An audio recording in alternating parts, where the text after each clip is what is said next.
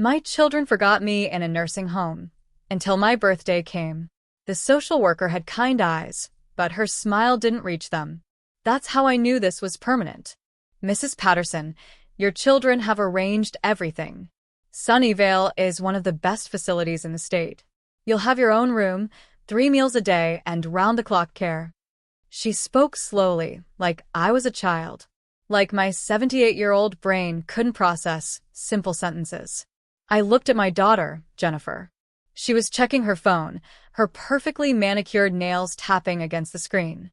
My son, David, stood by the window, his back to me, his shoulders tight with what I wanted to believe was guilt. "How long will I be here?" I asked. My voice sounded small in the sterile office. Jennifer finally looked up. "Mom, we've been over this. You can't live alone anymore. You fell twice last month. You forgot to pay your electric bill. You left the stove on." "Once," I said quietly. "I left the stove on once. Once is enough." David turned around. His face set in that expression he'd worn since he was a teenager. The one that meant his mind was made up and arguing was pointless. "What if there'd been a fire? What if you'd hurt yourself badly? We can't watch you 24 hours a day, Mom. We have jobs, families, lives. Lives that didn't include me anymore. You could hire someone to check on me?" I tried. "Or I could move in with one of you. I wouldn't be any trouble." "Mom." Jennifer's voice was sharp. "We've made our decision. This is what's best for everyone. What's best for everyone." That phrase would echo in my mind for months to come. They left that afternoon. Jennifer kissed my cheek quickly, already pulling away before her lips touched my skin. David hugged me, but it was brief, awkward. Like hugging a stranger. "We'll visit soon," Jennifer promised. "Very soon," David added. I stood in the doorway of my new room, a space barely bigger than my old walk-in closet, and watched them walk down the hallway. Jennifer's heels clicked against the linoleum. David's hand was on her shoulder, probably comforting her, probably telling her they'd made the right choice. Neither of them looked back. I closed the door and surveyed my new home. A narrow bed with industrial-grade sheets. A single dresser with 3 drawers. A chair by the window that looked out onto the parking lot. The walls were beige, not warm beige, not welcoming beige, just nothing beige. The color of giving up. I sat on the bed, and it creaked under my weight. On the nightstand, someone had left a welcome packet. "Making your transition easier," the cover announced in cheerful letters. Inside were rules about mealtimes, visiting hours, and medication schedules. My life, reduced to a bullet-pointed list. I didn't cry. Not yet. I kept thinking they'd come back. That Jennifer would burst through the door saying they'd made a mistake, that they'd found another way.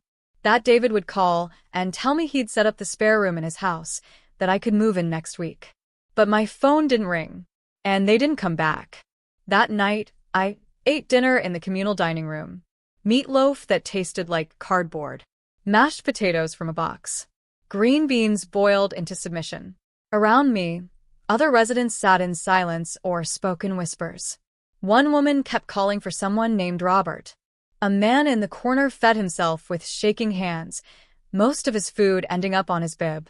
Is this what I'd become? Is this how my children saw me? After dinner, I returned to my room and finally allowed myself to cry. I cried for the house I'd lived in for 40 years, sold without my consent. I cried for my garden, where I'd grown tomatoes every summer. I cried for my independence, stripped away because of 2 falls and 1 forgotten stove. But mostly, I cried because my children, the babies I'd carried, the toddlers I'd chased, the teenagers I'd worried over, the adults I'd helped through divorces and job losses and new parenthood, had looked at me and decided I was too much trouble. They'd looked at me and seen a burden. And they'd walked away. Jennifer called 3 days later. "Hi, Mom. How are you settling in?" Her voice was bright, artificial. The voice she used with difficult clients. "It's fine," I lied. What else could I say? That I cried myself to sleep every night? That the food tasted like punishment? That the nurses were overworked and barely remembered my name? That's great. Listen, I was thinking we'd visit this Sunday. Would that work? My heart lifted despite everything. Yes. Yes, that would be wonderful. Perfect. I'll bring the kids. They miss their Grammy. After we hung up, I felt lighter than I had in days. Sunday. I could survive until Sunday. I counted down the hours. On Saturday, I asked one of the nurses, Carol, I think her name was, if she could help me look nice the next day. It's my daughter's visiting day, I explained. I want to look presentable. Carol smiled tiredly. Sure, honey. I'll try to remember. She didn't remember, but I did my best on my own. I wore my blue cardigan, the one Jennifer had given me 3 Christmases ago. I put on lipstick for the first time since arriving. I even found a volunteer who helped me get to the common room early so I could wait by the entrance. I waited from 1 o'clock, when visiting hours started, until 4, when they ended. Jennifer never came. At 4:30, I asked the front desk if anyone had left a message for me. No messages, Mrs. Patterson. Sorry. I went back to my room and took off the blue cardigan. I folded it carefully and put it in the bottom drawer under my nightgowns. I wouldn't need it again. Jennifer called on Tuesday. Mom, I am so sorry about Sunday. Emma had a soccer game that ran late, and then we had this family thing, and the weekend just got away from me. But we'll definitely come next week. I promise. Okay, I said. You're not mad, are you, Mom? I said I was sorry. I'm not mad, sweetheart. I understand. And I did understand. I understood perfectly. I understood that I was no longer a priority. That I'd become something to check off a list if she remembered. That definitely and promise meant nothing anymore. The next week came and went. No Jennifer. No call. No explanation. David called instead. Hey, Mom. How's it going? Fine. Listen, I know Jenny was supposed to visit, but she's swamped at work. And I've got this project that's killing me. But we're thinking of you. We really are. I know. We'll get there soon. Maybe next month when things calm down. Sure. After he hung up, I sat in my chair by the window and watched the parking lot. Cars came and went. Families visited.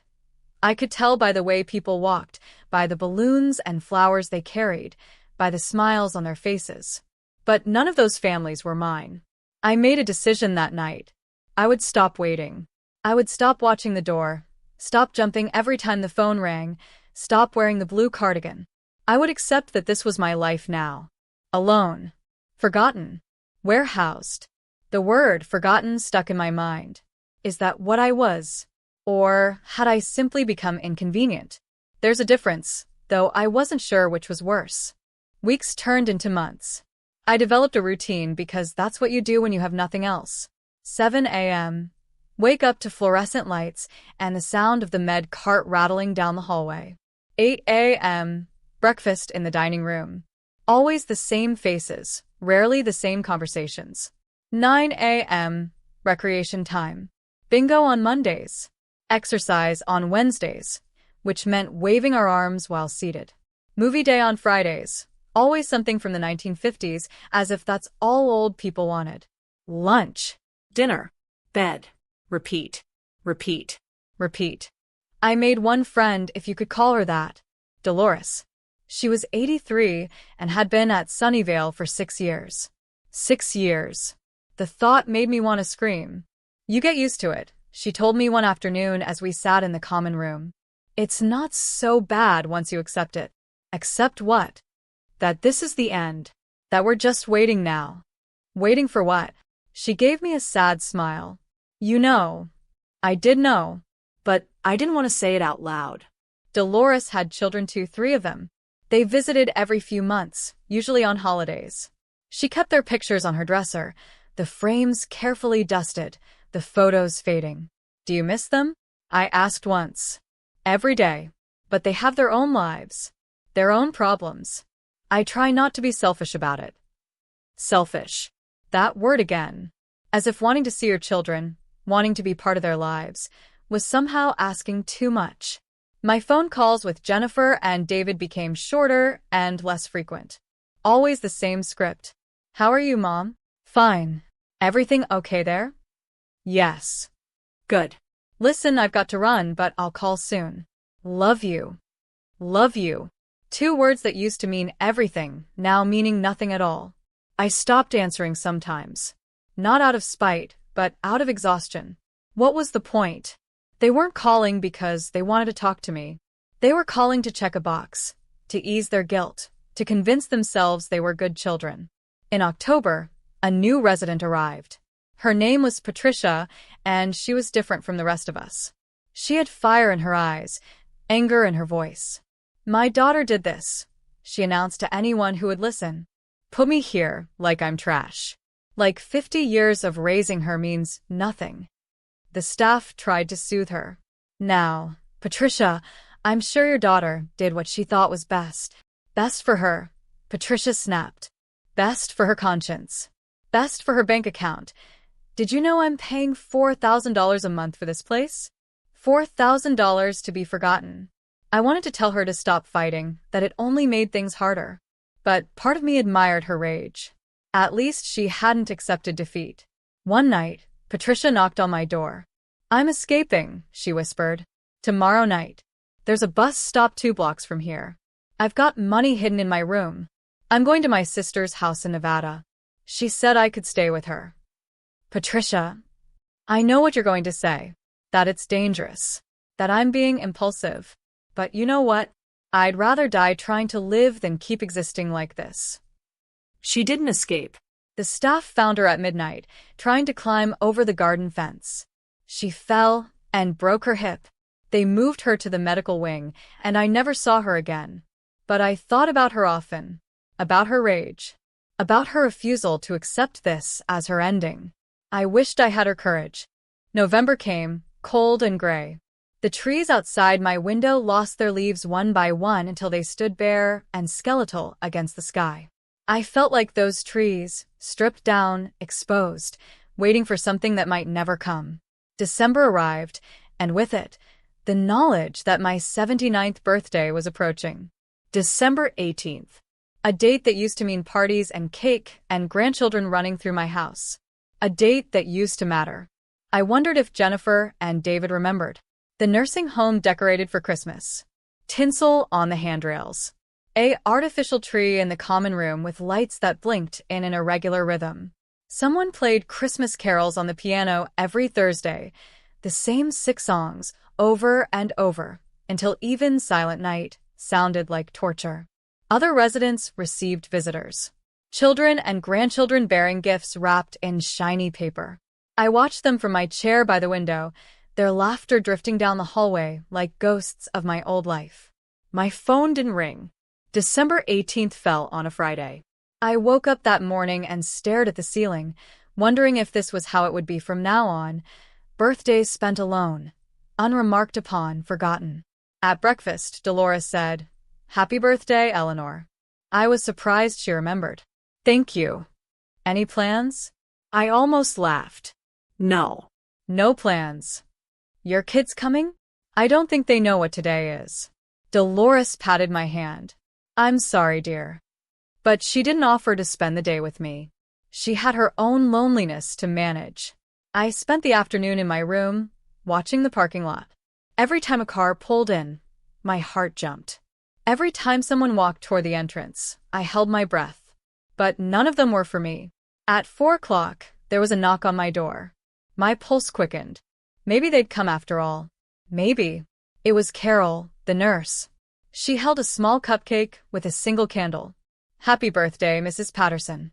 We got you something from the cafeteria." The cupcake was chocolate with vanilla frosting, bought from a grocery store, probably on sale.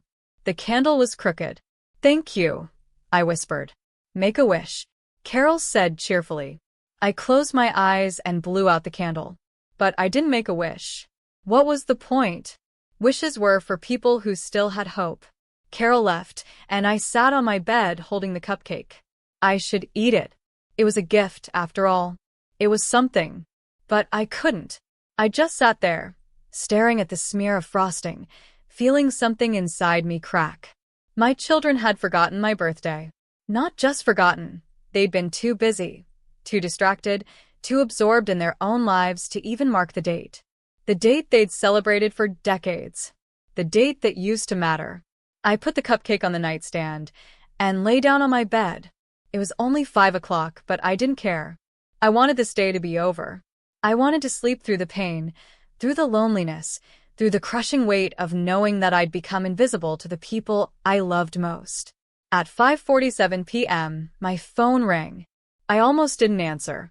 But habit is a powerful thing, and my hand reached for it automatically. Hello. Mom. Happy birthday. Jennifer's voice was loud, forced. We've been thinking about you all day. Thinking about me all day, but only calling now. Only calling when the day was almost over, when she'd finally remembered or checked her calendar or, God forbid, gotten a reminder from her phone. Thank you, I said flatly. How was your day? Did they do anything special for you there? Someone gave me a cupcake. A pause. Then, oh, well, that's nice. David wanted to call too, but he's at some work thing. He said to tell you happy birthday. David couldn't even call himself. He'd delegated his mother's birthday to his sister. Listen, Mom, I'm sorry we couldn't come visit today. It's just been insane here. But we'll definitely get there soon. Maybe after Christmas? We could bring your presents then. After Christmas. My birthday was December 18th. Christmas was December 25th. A week. She couldn't find time in a week. That's fine, Jennifer. Are you okay? You sound weird. I'm fine. Just tired. Okay. Well, we love you, Mom. Happy birthday again. Thank you. Goodbye. I hung up before she could say anything else. Before she could offer more empty promises, more excuses, more proof that I'd become an afterthought in my own children's lives. I lay back down and stared at the ceiling. The cupcake sat on my nightstand, its single candle now just a waxy stub. 79 years old. How many birthdays did I have left? 5? 10? However many it was, I knew with absolute certainty that I'd spend them alone. That night, I made a decision. I would stop expecting anything from Jennifer and David. I would stop waiting for visits that never came, calls that meant nothing, promises that were always broken. I would accept my new reality. I was alone. I would die alone. And somewhere between now and then, my children would convince themselves they'd done their best. But as I drifted off to sleep, one thought kept circling my mind. What would it take for them to remember? What would have to happen for them to realize what they'd done? Winter settled in hard after my birthday. The parking lot iced over. The trees stood frozen and dead. Inside Sunnyvale, the heat ran constantly, turning the hallways into dry, suffocating tunnels that smelled like overcooked vegetables and industrial cleaner. I stopped going to the common room. What was the point? Bingo held no appeal. The movies were the same ones we'd watched months ago. And the other residents, kind as some of them were, reminded me too much of what I'd become. A forgotten person in a forgotten place. Instead, I stayed in my room and read. The library cart came around every Wednesday, and I'd take whatever was there. Romance novels. Mysteries. Biographies of people I'd never heard of. It didn't matter. I just needed something to fill the hours between waking and sleeping. In January, a new resident moved into room 237, 2 doors down from me. Her name was Ruth, and she was 91 years old. Unlike most of us, she'd chosen to come to Sunnyvale. She walked with a cane, but moved with purpose. She smiled at everyone she passed. And she had visitors, lots of them. Her daughter came twice a week. Her son visited every Sunday with his children. Her grandchildren sent letters and cards that she displayed on her bulletin board. Her room, which I glimpsed once when her door was open, was filled with flowers and photographs and color. I hated her. Not really, but sort of. Because she represented everything I'd lost, everything my children had decided I didn't deserve. One afternoon in late January, I was sitting in my chair by the window when there was a knock on my door. "Come in," I said, expecting Carol with medication. Instead, Ruth entered, leaning on her cane, her eyes bright and curious. "Hello, Eleanor. I'm Ruth from down the hall. I hope I'm not disturbing you." No. "I was just reading." She glanced at the book face down on my lap. "Any good?" It's fine. She sat in the chair across from me, without asking permission. Her movements were slow, but confident. I've been here for 3 weeks now, and I've met almost everyone on this floor. Except you. You're a ghost, Eleanor Patterson. I prefer to keep to myself. I can see that. She studied me with unsettling directness. But isolation isn't the same as peace. You're not choosing solitude. You're choosing to disappear. I don't recall asking for your analysis. Ruth laughed, a warm, rich sound that seemed out of place in this building. You're right.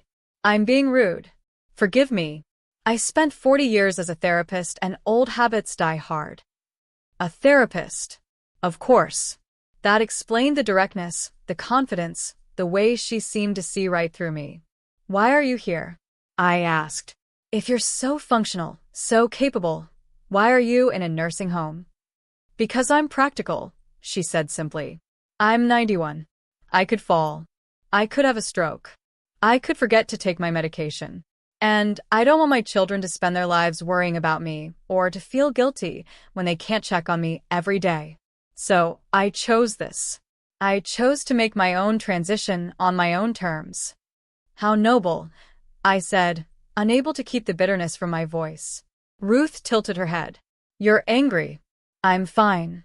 You're angry and you're lonely and you feel abandoned. I see it in every resident who doesn't have regular visitors. That particular type of grief, it's unmistakable. I looked away, blinking hard. My children visit. Do they? They're busy. I'm sure they are. Everyone is busy these days. She leaned forward. Eleanor, may I tell you something? You can tell me to leave if you want, but I'd like to say it anyway. I didn't respond, but I didn't tell her to leave either. Your children aren't bad people, Ruth said gently. But they've made a very human mistake. They've confused your physical needs with your emotional ones. They've solved the problem of your safety without considering the cost to your soul. And, the worst part, they've convinced themselves this was an act of love. The words hit too close to home. My throat tightened. But here's what they don't understand, Ruth continued. A comfortable cage is still a cage. 3 meals a day and medical care don't replace human connection. You didn't need to be stored away like furniture, Eleanor. You needed to be loved. And right now you're dying, not from old age, but from neglect. A tear rolled down my cheek. What am I supposed to do? Call them and beg? No. Begging would only make them defensive. But maybe it's time to stop protecting their feelings. Stop saying you're fine when you're not. Stop pretending this is acceptable when it isn't. And if nothing changes? Ruth smiled sadly. Then at least you'll know you tried. At least you'll have spoken your truth instead of suffocating on it. After she left, I sat in my chair for a long time, thinking about her words. Your children aren't bad people, but they've made a very human mistake. Was that true? Or was I just making excuses for them? That night, I wrote a letter. I wrote it by hand, my arthritis making my penmanship shaky, but still legible. I wrote everything I'd been too afraid or too proud to say out loud. Dear Jennifer and David, I'm writing this because I can't say these things on the phone. You'd interrupt, or make excuses, or tell me I'm being dramatic. So please just read this. All of it, I've been at Sunnyvale for 4 months now. In that time, you visited once, that first day when you dropped me off. You've called occasionally, but the calls are brief and meaningless. My birthday came and went with a phone call at the end of the day. Christmas passed with a card and a promise to visit soon. I'm not writing this to make you feel guilty. I'm writing because I need you to understand what this feels like. Every day, I sit in my room and wait. Wait for a call. Wait for a visit. Wait for some sign that I still matter to you. And every day, that weight grows heavier. I know you're busy. I know you have jobs and families and responsibilities. But I'm your mother. I raised you. I sacrificed for you. I loved you unconditionally for decades. And now that I need you, not your money, not your decisions about my care, but you've disappeared. This place is fine. The staff is kind. I'm safe here. But I'm dying, not from illness, but from loneliness.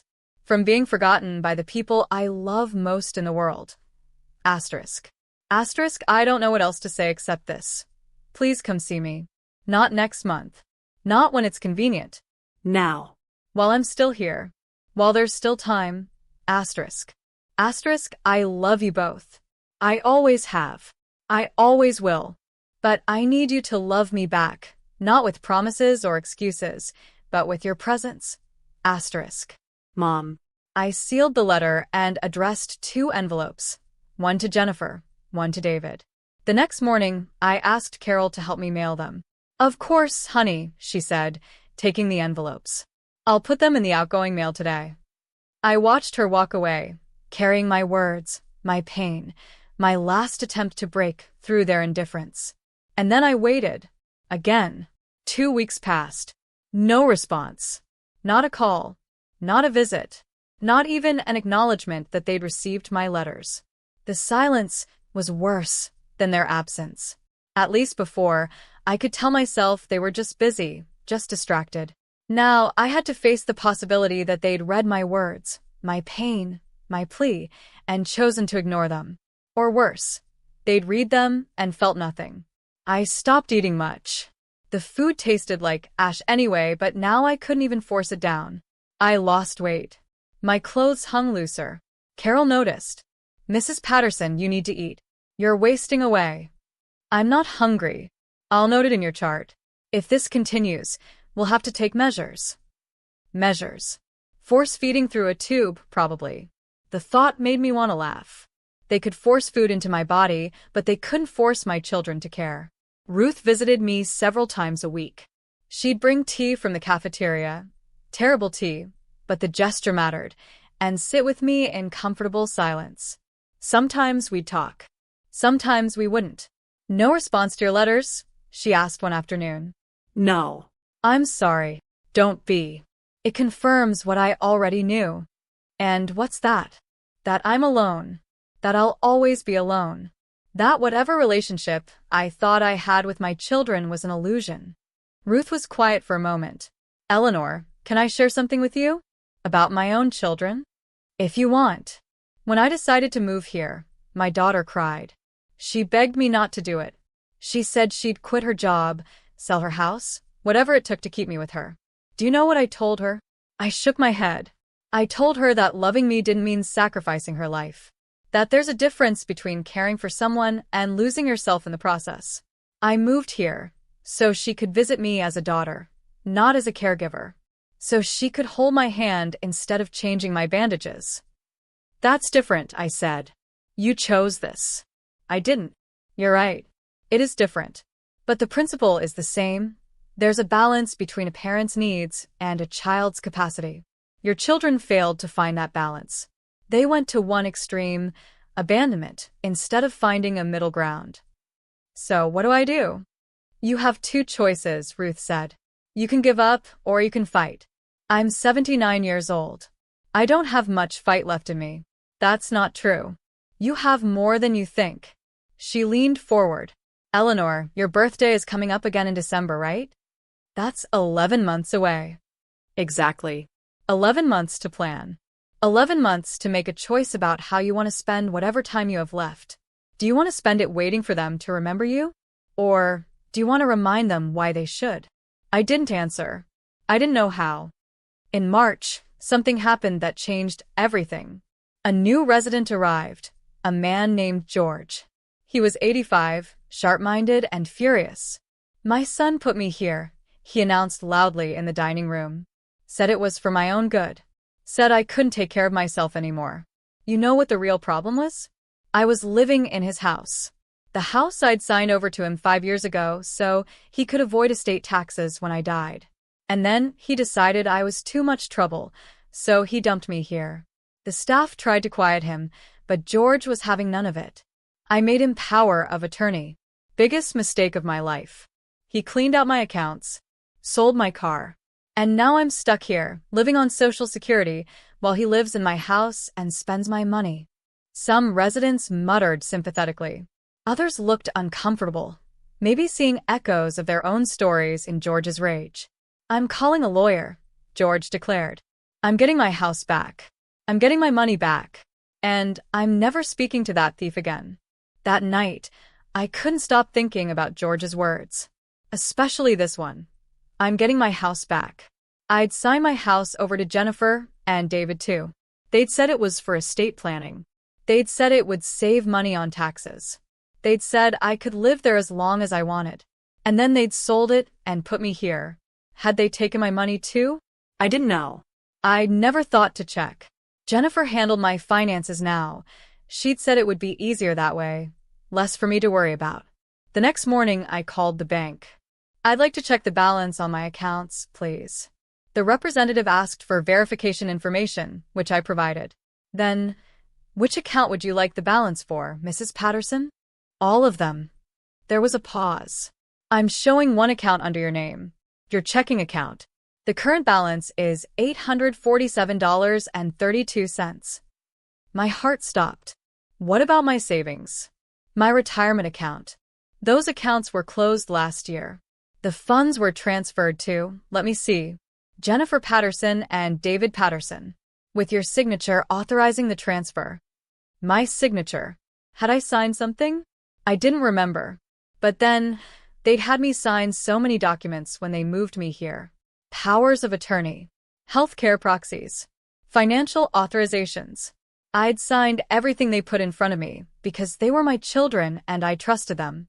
And they'd taken everything. I hung up and sat on my bed, shaking. Not from fear. From rage. They'd taken my house, my money, my independence, my dignity, and they'd convinced themselves it was for my own good. Ruth found me an hour later, still sitting there, still shaking. "Eleanor? What happened?" I told her everything. When I finished, her face was hard. "You need a lawyer." "I can't afford a lawyer. I have $847 in the bank." "Then we'll find you one who works pro bono. Or better yet," she pulled out her phone. "My son-in-law is an attorney. Family law. He handles elder abuse cases." Elder abuse? That's what this is, Eleanor. Financial exploitation. It doesn't matter that they're your children. They stole from you. I wanted to argue, to defend Jennifer and David, to say there must be some misunderstanding. But I couldn't.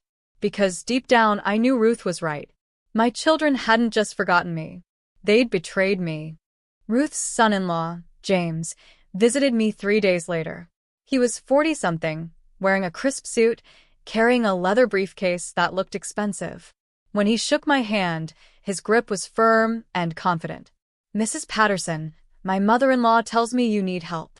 We sat in the small visiting room, one of those sad spaces with plastic chairs and motivational posters that said things like, "Today is a gift." I explained everything. The signatures I couldn't remember, the accounts that had been emptied, the house that was sold. James took notes on a yellow legal pad, his expression growing grimmer with each detail. "Do you have any documentation?" he asked. "Bank statements, property records, anything?" "I don't have access to any of that anymore. Jennifer said she'd handle everything." "That's part of the problem." James clicked his pen. "Mrs. Patterson, I'm going to be honest with you. What your children did might technically be legal if you signed the right documents, giving them power of attorney and authorization to manage your assets." My heart sank. "So there's nothing I can do?" "I didn't say that. Legal and ethical are two different things. And there's a concept in elder law called undue influence. If they pressured you into signing those documents, if you weren't fully aware of what you were agreeing to, if they took advantage of your trust, that's actionable." "I don't want to sue my children," I whispered. James leaned forward.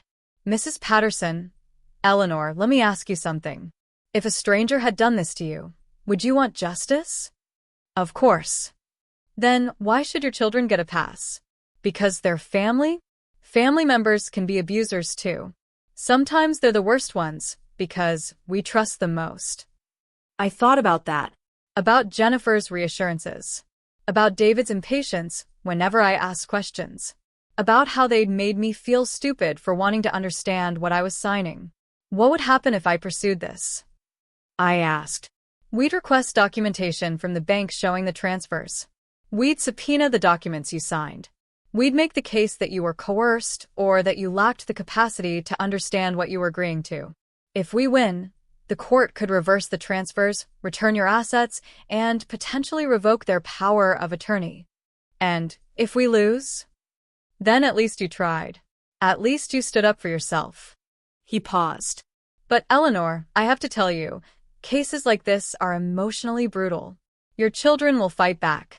They'll hire lawyers. They'll claim you're senile, that you're being manipulated, that you're ungrateful. They'll say terrible things about you in court documents. Are you prepared for that? Was I? I was 79 years old. I was tired. I was sad. The thought of going to war with my own children made me want to crawl into bed and never get up. But then I thought about George down the hall, fighting for his house.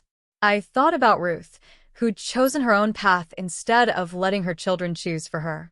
I thought about all the days I'd spent in this room, waiting for phone calls that never came, visits that never happened, love that had been replaced with duty and resentment. Yes, I said. I'm prepared. James smiled. Good. Then, let's get started. He filed the petition 2 weeks later. I didn't tell Jennifer or David. They'd find out soon enough when they were served with papers. The call came on a Tuesday. Mom, what the hell is this? Jennifer's voice was shrill, panicked. You're suing us? You're actually suing us. I want my money back, I said calmly. And I want to know what I actually signed. You signed everything voluntarily. We didn't force you. Then you won't mind proving that in court. This is insane. Mom, you're being manipulated. Someone there is putting ideas in your head. No one is manipulating me, Jennifer. I'm making my own decision for the first time in months. David called an hour later, and he was angrier than I'd ever heard him. Do you have any idea what you've done? We're going to have to hire lawyers. This is going to cost us thousands of dollars. Tens of thousands. And for what? So you can throw a tantrum? You took my house, I said quietly. You took my savings. You put me here and forgot about me. We didn't forget you. We call. We? When? When was the last time you visited me, David? When was the last time you sat with me for more than 5 minutes? Silence. That's what I thought, I said. You know what, Mom? Fine. You want to do this? We'll do this. But don't expect us to just roll over. We'll fight you on every single point. And when we win, and we will win, don't expect us to come around anymore. You're burning this bridge, and there's no coming back from it. He hung up before I could respond. I sat on my bed, shaking. Not from fear. From adrenaline. From finally standing up for myself. Ruth found me an hour later. They called, she guessed. Both of them. They're furious. Of course they are. You challenged their narrative. In their minds, they're the heroes of this story. The dutiful children who made the hard decision to put their mother somewhere safe. You're forcing them to confront the possibility that they're not heroes at all. David said I'm burning bridges. Maybe those bridges needed to burn, Ruth said gently. Sometimes the only way to build something new is to destroy what's broken beyond repair. That night, I barely slept. I kept replaying the conversations, hearing the anger in their voices, wondering if I'd made a terrible mistake. But when morning came, I felt something I hadn't felt in months. Hope. Not hope that we'd win the case, though James seemed confident.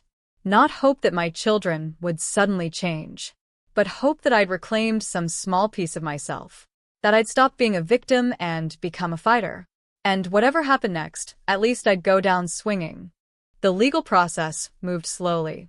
James filed motions. Jennifer and David's lawyer, some expensive attorney from a downtown firm, filed countermotions.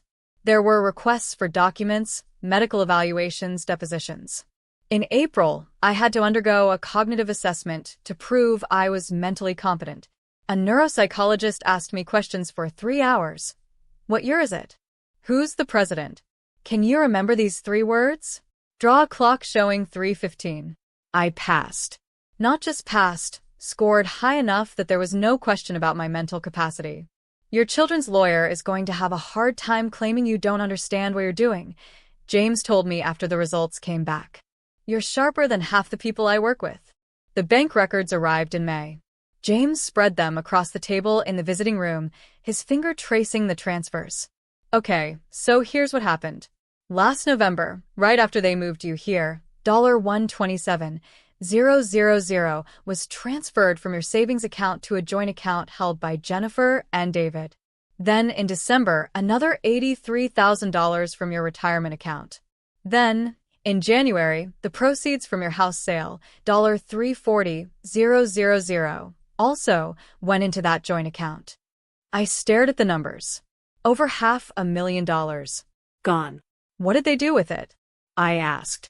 James flipped through more pages. Looks like they paid off Jennifer's mortgage. Paid off David's car loan. Bought a boat. Seriously, there's a $45,000 transaction labeled Sea Ray Sundancer. And the rest seems to have been invested or distributed between them. A boat. They'd bought a boat with my money while I sat here living on $847 and Medicaid. Can we get it back? My voice was shaking. We're going to try. But Eleanor, I need to prepare you. Even if we prove undue influence, even if the court rules in your favor, actually recovering the money might be difficult. They've spent a lot of it. We can force them to sell the boat, maybe force them to repay in installments, but getting back every penny? That's unlikely. I don't care about every penny, I said. I just want them to face consequences. I want them to admit what they did was wrong. James smiled grimly. Then we're going to get along just fine.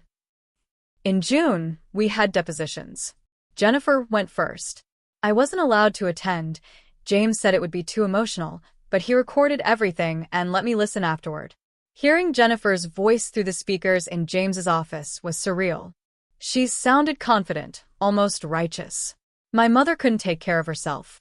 She was falling, forgetting things. We were terrified she'd hurt herself, so we made the difficult decision to move her to a facility where she'd be safe. And the financial transfers? The opposing lawyer prompted. Mom agreed to let us manage her assets. She signed everything. She said she trusted us to make the right decisions. Did you tell her you'd be using her money to pay off your personal debts? A pause. We used some of the money for family expenses. With her permission. Did you explicitly ask her if you could pay off your mortgage with her savings? We discussed it generally. She wanted to help the family. Is there any written documentation of her wanting to help the family in this specific way? No, but... Did you visit your mother after moving her to Sunnyvale? Another pause. Longer this time. We called regularly. The question was about visits, Ms. Patterson. Did you visit your mother? Once or twice. We were very busy. Your phone records show you called your mother 7 times in 6 months. Each call lasted less than 5 minutes. Does that sound like regular contact to you? I could hear Jennifer's breathing getting faster. We did our best. You did your best while spending your mother's money on a boat? That's not fair. Did you buy a boat with funds transferred from your mother's accounts? That was David, not me. But you benefited from the joint account those funds went into, correct? Yes. James stopped the recording. She's starting to crack. David's deposition is tomorrow, and based on what Jennifer said, throwing him under the bus about the boat, I think they're going to turn on each other. He was right. David's deposition was a disaster for their side. He admitted he'd pushed for my house to be sold. He admitted he'd suggested using my money for family investments. And when asked about the boat, he got defensive. I earned that boat. I work 60 hours a week. I deserve to have nice things. With your mother's money? She gave it to us. Did she? Or did you take it? David's lawyer objected, but the damage was done. In July, James filed a motion for summary judgment, arguing that the evidence was so clear that we didn't even need a trial. Jennifer and David's lawyer fought back, but I could tell from James's expression when he read their response that he didn't consider it much of a threat. They're scrambling, he told me. They know they're going to lose. The question now is how much. Will I get my house back? The house has been sold to a third party who had no knowledge of the fraud. We can't reverse that sale. But we can force Jennifer and David to compensate you for its value. plus the other funds they took. So I'll have money, but nowhere to live. James looked at me seriously. Eleanor, even if we recover everything, you understand you can't go back to living alone, right? The court might see that as validation that Jennifer and David were right about your needing supervised care. So I win the case but stay in the nursing home. Unless you have another option. I didn't. That was the worst part. Even if I got my money back, even if I won, I was still trapped here. Still alone. Still forgotten. Except I wasn't entirely alone anymore. Ruth visited me that evening and found me crying. "Hey," she said gently, sitting beside me. "What happened?" "I'm going to win," I sobbed. "James says I'm going to win. But it doesn't matter. I'll still be here. I'll still be alone. My children will hate me. I'll have money, but no family. What's the point?" Ruth took my hand. "The point is justice. The point is standing up for yourself. The point is showing yourself and them that you deserve better than how they treated you." "But I want my family back," I whispered. "I don't want money.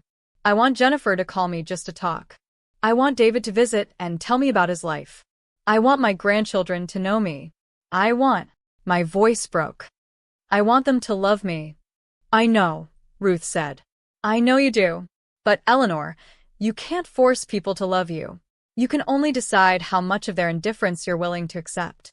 So I just give up on them?" No. You let them decide. You win this case. You get your money back. And then you give them a choice. They can be part of your life, or they can't. But if they choose to be part of your life, it will be on your terms this time, not theirs. I wanted to believe her. I wanted to believe there was a path forward where I could have both justice and family. But deep down, I knew the truth. I could have justice, or I could have family. Not both. The hearing was scheduled for August 12th. James asked if I wanted to testify, and I said yes. He warned me it would be difficult, that Jennifer and David would be in the courtroom, that their lawyer would cross-examine me. "I don't care," I said. "I want them to hear me. I want them to look at me while I tell the truth." The night before the hearing, I couldn't sleep. I kept rehearsing what I wanted to say, imagining their faces, wondering if anything I said would actually reach them. Ruth came to my room at midnight and found me sitting by the window. "Can't sleep?" she asked. No. She sat beside me in silence for a while. Then, "Whatever happens tomorrow, you've already won. How? Because you stopped being a victim. Because you fought back. Because you proved, to yourself more than anyone, that you're not powerless." "I don't feel powerful," I admitted. "I feel scared." Courage and fear aren't opposites. Courage is being scared and doing it anyway. The next morning, James picked me up in his car. The courthouse was downtown, an imposing building with marble columns and too many stairs. He'd arranged for wheelchair access, which I found both helpful and humiliating. The courtroom was smaller than I expected. Wood paneling, fluorescent lights, an American flag in the corner. Jennifer and David sat at the defendant's table with their lawyer, a polished woman in her 50s who looked like she'd never lost a case. When Jennifer saw me, her face went pale. David stared straight ahead, his jaw clenched. They looked so different from the children I remembered. When had Jennifer started wearing her hair that way? When had David gotten so thin? How many changes had I missed while sitting in my room at Sunnyvale, waiting for them to remember I existed? The judge entered, a black woman in her 60s with kind eyes and a no-nonsense demeanor. "This is case number 2024, FA 7831, Patterson versus Patterson. I've reviewed the motions and evidence submitted by both parties. This is a summary judgment hearing. Ms. Chun, you may present your opening statement." Jennifer and David's lawyer stood. She was smooth, professional, sympathetic. "Your Honor, this case is about a family trying to do their best in a difficult situation. Eleanor Patterson's children made the painful decision to move their mother to assisted living because they genuinely feared for her safety. They manage her finances with her full knowledge and consent. Did they make mistakes? Perhaps. But those mistakes don't constitute fraud or exploitation. They constitute imperfect love in an imperfect situation." Imperfect love, I almost laughed. Then James stood. Your Honor, this case is about two children who saw their mother as an ATM machine instead of a human being. They isolated her, took her money, and abandoned her, all while telling themselves they were doing the right thing. The evidence will show systematic exploitation disguised as caregiving. The judge looked at me. Mrs. Patterson, would you like to testify? I stood, my legs shaking. The bailiff swore me in. James asked me questions he'd prepared me for. Mrs. Patterson, when you signed the financial documents, did you understand you were giving your children unrestricted access to your accounts? No. They said it was for emergencies. Did you know they would use your money to pay off personal debts? No. Did you agree to buy them a boat? No. Have your children visited you at Sunnyvale? My voice cracked. Once. The day they dropped me off. Then came the cross-examination. Ms. Chun was gentle, but relentless. Mrs. Patterson, isn't it true that you were falling frequently before moving to Sunnyvale? I fell twice. Isn't it true you forgot to pay bills? Once. Isn't it true you left the stove on? Once. So, your children had legitimate concerns about your safety? I looked directly at Jennifer and David. They had concerns about being inconvenienced. Ms. Chun frowned. Mrs. Patterson, may I say something? I interrupted. The judge looked surprised. Go ahead. I turned to face Jennifer and David directly. I know I got older. I know I slowed down. I know I needed help. But I didn't need to be thrown away. I didn't need to be robbed. I didn't need to be forgotten. My voice was shaking now, tears streaming down my face, but I didn't care. I'm your mother. I gave you everything. And when I needed you to give me something back, not money, not things, just yourselves, you couldn't be bothered. Jennifer was crying now too. David's face was stone. You took my house. You took my money. But worst of all, you took my dignity. You made me believe I was too old, too weak, too much of a burden to deserve your time. And then you called that love. The courtroom was silent. I want my money back, I said. Not because I need it, but because you don't deserve to profit from betraying me. And I want you to know that every time you spend a dollar you stole from me, I hope you think about this moment. I hope you remember what you did. I sat down. James squeezed my hand. The judge took a recess. 30 minutes that felt like 30 hours. When she returned, her expression was grim. I've reached a decision. The evidence is clear that Jennifer and David Patterson obtained power of attorney and financial control through representations that they would manage their mother's assets for her benefit, not their own. Instead, they systematically depleted her accounts for personal use. This constitutes financial exploitation under state law. Jennifer let out a sob. David put his head in his hands. Jennifer and David Patterson are hereby ordered to return all funds taken from Eleanor Patterson's accounts, totaling $550,000 plus interest, within 90 days. If they cannot pay in full, the court will establish a payment plan. Additionally, their power of attorney is revoked, and they are prohibited from serving in any fiduciary capacity for their mother in the future. The judge looked at Jennifer and David. I want to say something off the record. You two should be ashamed of yourselves. Your mother didn't need a nursing home. She needed her children. You failed her in the worst possible way. You can leave this courtroom. They left quickly, not looking at me. Ms. Chun followed them, already talking about appeals. James was grinning. We won. Eleanor, we won. But I didn't feel like I'd won anything. I'd gotten justice, yes. But I'd lost my children. And no amount of money could fix that. The months after the judgment were strange. James set up a new bank account for me, one only I controlled. The money came in installments. Jennifer and David had to sell the boat, refinance Jennifer's mortgage, take out a loan against David's 401k. Each payment felt like a wound reopening. They didn't call. They didn't visit. They sent the checks through their lawyer, along with terse legal correspondence. I was dead to them now, I realized. Not metaphorically, literally. In their minds, I'd ceased to exist. It's better this way, Ruth tried to tell me. You don't need people in your life who only valued you for what they could take. But she was wrong. I did need them. They were my children. No matter what they'd done, no matter how much they'd hurt me, I still loved them. I couldn't turn that off like a switch. September passed. October. November.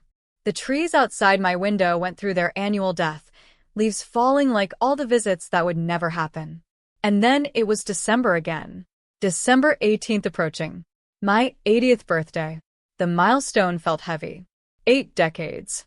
How many people made it to 80? And of those who did, how many spent their 80th birthday alone in a nursing home, estranged from their children? Ruth suggested a party. Invite the other residents. Make a cake. Celebrate the fact that you're here, that you survived, that you fought back. I don't want a party, I said. Then what do you want? I want my children to remember I exist. Ruth didn't have an answer for that. On December 17th, the day before my birthday, I made a decision. I wrote 2 more letters. Dear Jennifer, tomorrow is my 80th birthday. I'm writing to tell you that I forgive you. I forgive you for taking my money. I forgive you for putting me here. I forgive you for forgetting me. Not because what you did was okay, it wasn't. But because holding on to anger is killing me, and I don't want to die bitter. You hurt me more than I knew it was possible to be hurt. But you're still my daughter. And if you ever want to be part of my life again, really part of it, not just the obligatory calls and visits, my door is open. I love you. I always have. I always will. Mom. I wrote an identical letter to David. The next morning, my 80th birthday, I waited. I told myself I wasn't waiting. I told myself I'd accepted that they wouldn't come, that the letters wouldn't matter, that I'd spend this birthday like I'd spent the last one. But I still found myself watching the parking lot. Still jumping every time I heard footsteps in the hallway. Still hoping. At noon, Carol brought me the same grocery store cupcake as last year. I thanked her and set it on my nightstand beside last year's cupcake, which I'd kept, dried out and inedible, as a reminder of rock bottom. At 2 o'clock, Ruth came by with a small wrapped present. I know you said no gifts, but I didn't listen. Inside was a journal, leather-bound and beautiful. For writing your story, Ruth said. Not the story they tell about you, but your story. The truth. I hugged her, crying. Thank you. At 3 o'clock, my phone rang. Unknown number. My hand shook as I answered. Mom, Jennifer's voice. Quiet. Shaking. Mom, I'm downstairs. In the lobby. Can I come up? I couldn't speak. I just nodded, then remembered she couldn't see me. Yes. 5 minutes later, there was a knock on my door. Jennifer stood in the hallway, and she looked terrible. Eyes red and puffy. Hair uncombed. No makeup. She was holding flowers, daisies, my favorite, and crying. I got your letter, she whispered. And I couldn't. Mom, I'm so sorry. I'm so sorry. I opened my arms, and she collapsed into them, sobbing like she used to when she was little and had scraped her knee or lost a friend. I don't know what happened to me, she cried. I don't know when I stopped seeing you as my mother and started seeing you as a problem to solve. I was so busy, so stressed, and you needed so much, and instead of slowing down and being present, I threw money at it. I threw you away. Sure, I soothed, stroking her hair. It's okay. It's not okay. Mom, it's not okay. I stole from you. I abandoned you. I missed your birthday last year. I've been a terrible daughter, and you're sitting here telling me it's okay? I'm telling you, I forgive you. She pulled back, looking at me with disbelief. How? After everything we did, how can you possibly forgive me? Because you're my daughter, I said simply. And because everyone deserves a second chance, even when they don't deserve it. We talked for 2 hours. Really talked. Not the superficial conversations we'd had before, but deep, painful, honest talk. She told me about the pressure at work, the stress of raising 2 kids, the guilt that had been eating her alive since the lawsuit. I wanted to visit, she said. So many times, I'd get in my car and start driving here. But I was so ashamed. I didn't know how to face you. So you avoided me. Yes. And that made everything worse. I kept telling myself I'd come next week, next month, when I'd figured out what to say. But there's nothing to say except I'm sorry. And that feels so inadequate. It's enough, I said. Jennifer, it's enough. At 5 o'clock, there was another knock.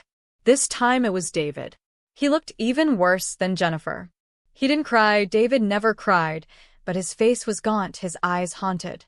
Mom, he said, can I come in? Of course. The three of us sat in my tiny room, me on the bed, Jennifer in the chair, David leaning against the wall. It was awkward and painful and absolutely necessary. David told me he'd been in therapy since the lawsuit. The therapist asked me when I stopped seeing you as a person. I couldn't answer. I don't know when it happened, but somewhere along the way, you stopped being my mom and became an obligation, a burden, something to manage. And now, I asked gently, now I see what I did, what we did, and His voice cracked. I'm horrified. I'm so ashamed I can barely look at you. Then look at me anyway, I said. Look at me and see your mother, who loves you, who forgives you, and who wants her son back. He finally met my eyes. I don't deserve that. None of us deserve grace. That's what makes it grace. We talked until evening. We talked about the money.